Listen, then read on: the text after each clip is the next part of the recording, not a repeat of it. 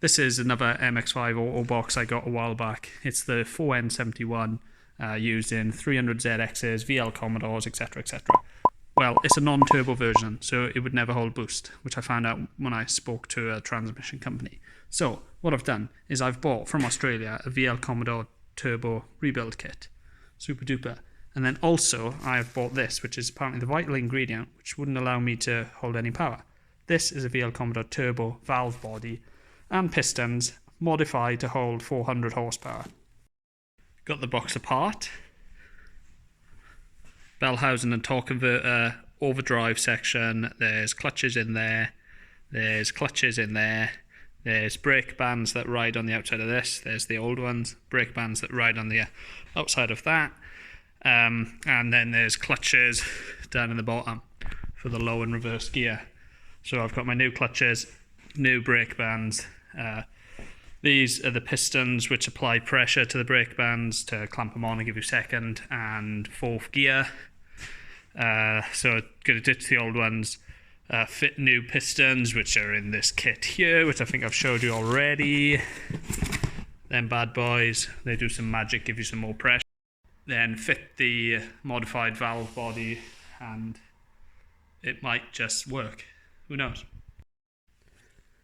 So you've got the clutches which ride on this bit here. So yeah, that's splined. You have in between each clutch, you have these spacers or these metal plates, and they are splined to the outside. There's a piston in the base of this, and that moves up and applies clamping pressure. So this shiny bit at the bottom is the piston. Hydraulic pressure goes in through the central bit, because if you look at the shaft it rides on, it's got what look to be like piston rings on it. Anyway, fluid pressure comes through there and pushes, that rises up, clamping the clutch pack together.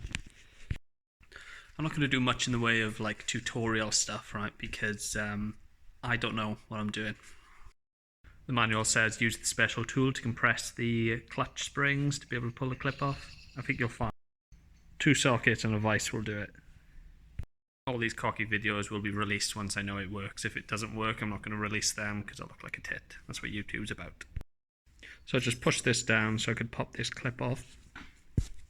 Now let's see what's underneath it. Nice springs. Then I'm going to have to put some compressed air, it says, into one of the holes to push the piston out.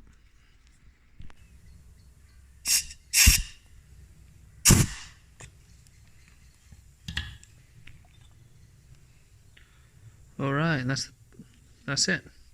That's the piston that springs up. Clamping these all together. Here's one in operation with air pressure. Feed air pressure to it.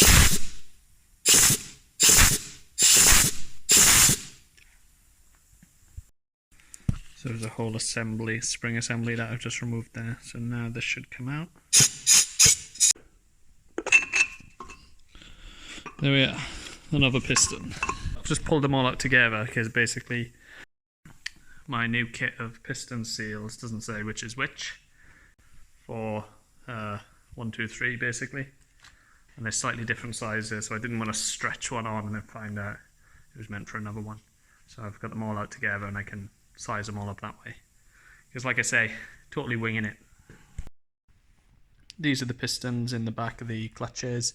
Removed them all, matched up the size of the O-ring that they take. There's one for each external seal, and then there's internal seals. These 3 are actually in the whatever the hell that bit is called. This one is on that. I've been working on automatic gearboxes for over a day now, so this makes me an internet specialist. So let me show you how park works on an auto box. The box is upside down, so forgive me for that, but this is your selector lever, so you get park, reverse, neutral, drive and all that jazz. This is it going into park. Push this tapered piece over, which engages in this part here goes into this indent and pushes that over.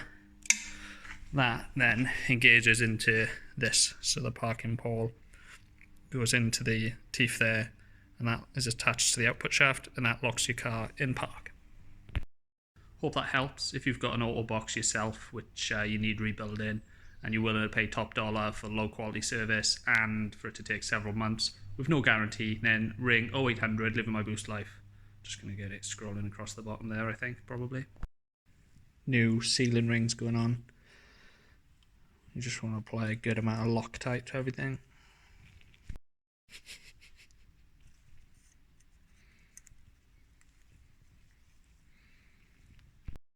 Let me show you something which is terrifying about automatic gearboxes and why you really wouldn't want to take one apart unless you knew what you were doing, like myself.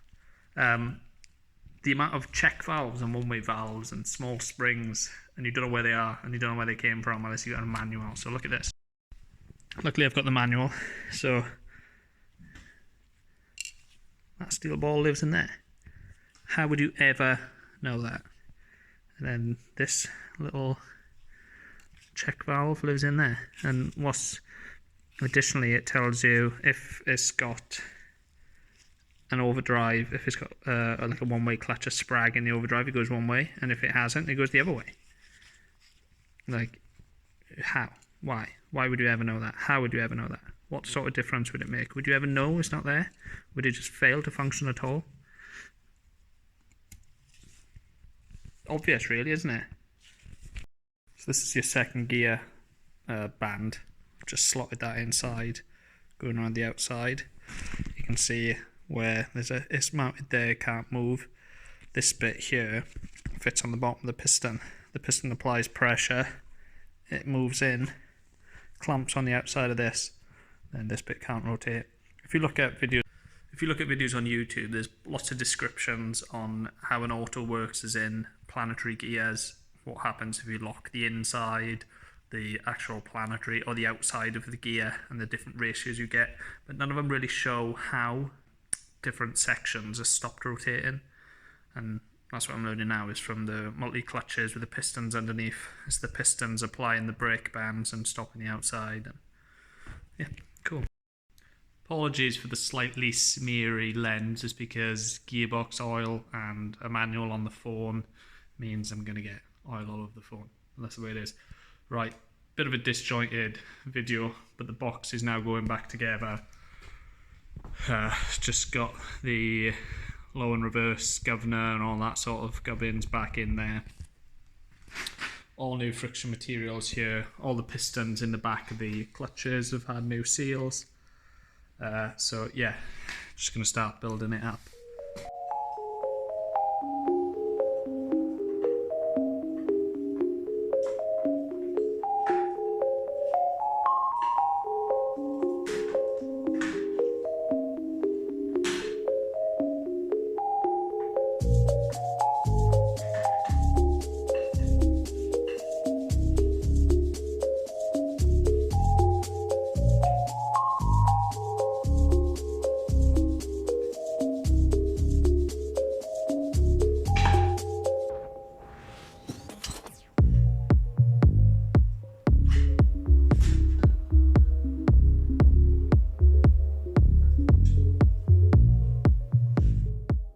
So that's it, box is all assembled. Fresh clutches, brake bands, modified servos, vacuum turbo, modulator, modified valve body. Hopefully it's going to hold the power. Just to swap it over now, and fingers crossed.